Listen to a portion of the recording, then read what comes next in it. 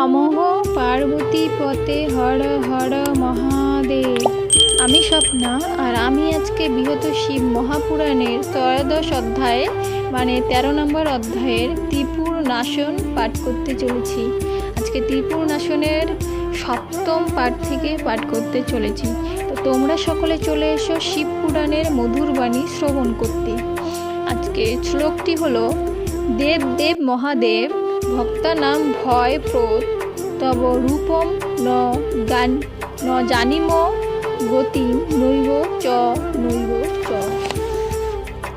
শ্লোকটির অনুবাদ 7ম পাঠ থেকে পাঠ করতেছি।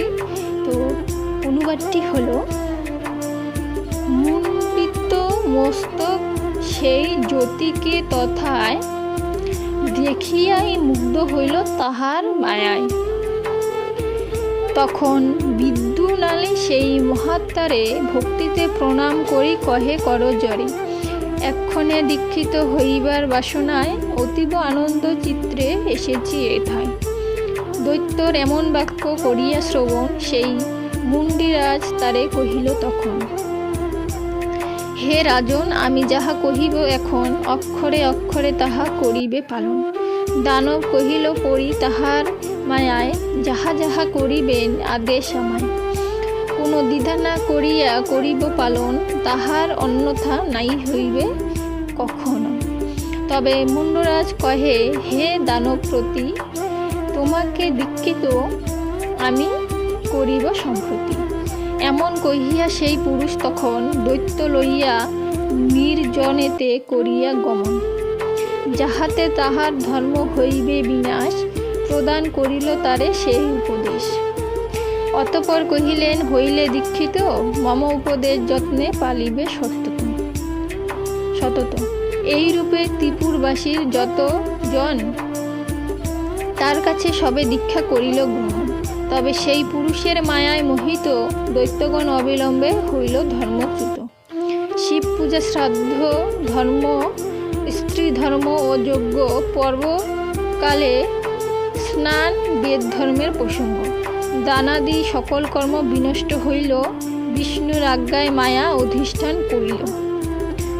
বিষ্ণুর নিয়োগে অলক্ষীয় অতঃপরে ত্রিপুরে আসিয়া নিজ প্রভাব বিস্তারে। মহাত্মা ব্রহ্মার বর লোভী দৈত্য ত্রয়, যেই লক্ষ্মী তাহাদের করিল আশ্রয়।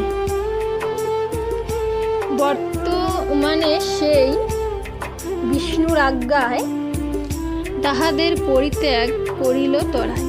তবে স্রোত সম্রাত্র ধর্ম হইলে পতিত, বেদের বিরুদ্ধ ধর্ম হইল সংস্থাপিত। তখন দানবগণ মহেশ্বরে তেজে লিঙ্গার্চন না করিয়া দুরাচার ভজে।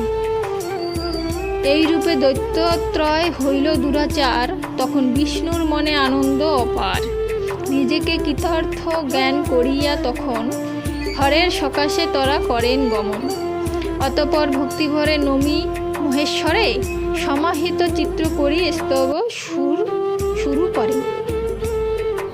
স্তব সমাপন করি দেবজনার্দন রুদ্রময় মন্ত্র জপ করেন তখন। সে সময় দেবগণ ত্রিকোটি বৎসর, এখানে ঘটি হবে না কোটি হবে বুঝতে পারছি না, তো যদি ভুল হয়ে থাকে আমাকে ক্ষমা করে দিবেন সকলে। ভক্তিতে হরের স্তব করেন সুন্দর। হে শঙ্কর দেবারি সুদন মহেশ্বর, তব পাদপদ্মে মোরা নমি নিরন্তর। হে দেব, আপনি আমাদিগের যে গতি, ভক্তি ভরে তব পদে জানাই প্রণতি। হে প্রভু হবে, আপনি আদি অনাদি অক্ষয়, আপনি বেদ প্রতিপাদ্য বা বাগ্ময়। জগতে সবার হর্তাকর্তা পালয়িতা, রুদ্র নীলরুদ্র, আর আপনি প্রচেতা। আপনি আনন্দময় জগতের গুরু, আপনি বরদ ভক্তজন কল্প তরুণ। আপনি পরমাত্মা বলিয়া কথিত, ভক্তি ভরে পাদপদ্মে হইনু প্রণত। এ জগতে যাহা বহু মানসপদ রয়,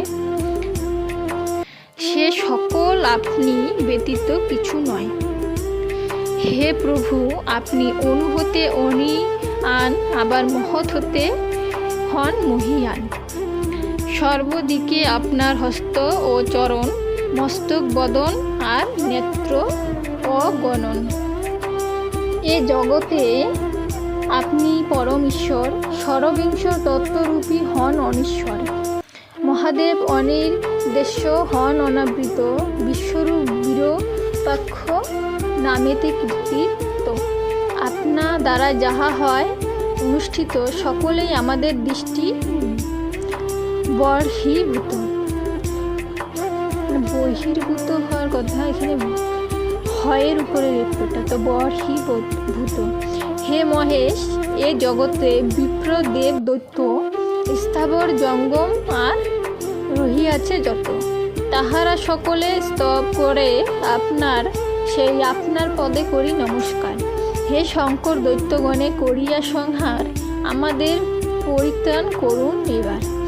এইক্ষণে আমাদের আপনি ব্যতীত কোনো গতি নাহি, আর কহি যে নিশ্চিত।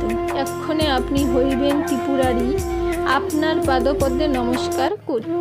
এই রূপে জনার্দন আর দেবগণ ভক্তিতে শিবের স্তব করেন যখন। পরম সন্তুষ্ট হইয়া দেব ত্রিলোচন ভগবান বিষ্ণুকে করেন আলিঙ্গন। অনন্তর তার হস্ত করিয়া ধারণ, সম্মুখে দেবতাগণে করিয়া দর্শন। বিষ্ণু প্রতি কহিলেন, ওহে লক্ষ্মীপতি, দেবকার্য অবগত হয়েছি সম্প্রতি। ধীমান দেবর্ষি নারদের মায়া বল, অবশ্যই জ্ঞাত আমি হয়েছি সকল। হে দেব সত্যম, সেই দেব দৈত্য পুরুত্রয় আমি অবিলম্বে নাশ করিব নিশ্চয়। দেব মহেশ্বর বিশ্বকর্মাকে তখন আজ্ঞা দেন মহারথ করিতে নির্মাণ। দেবশিল্পী বিশ্বকর্মা হরের আজ্ঞায় এক দিব্যময় রথ সৃজেন তরায়। চতুর্দশ ভুবন স্বরূপ সে বিমান, সর্বপ্রাণীময় আর সুবর্ণে নির্মাণ। আজকে শিব পুরাণের পঞ্চম অধ্যায় এর আমি সপ্তম, অষ্টম এবং নবম পার্ট এখানেই সমাপ্ত করছি। সকলে ভালো থাকবেন এবং সকলেই চেষ্টা করবেন শিব পুরাণের এই মধুর বাণী শ্রবণ করার বা শিব পুরাণ পাঠ করার। তো আজকে এখানেই সমাপ্ত করছি। সকলে ভালো থাকবেন, ধন্যবাদ।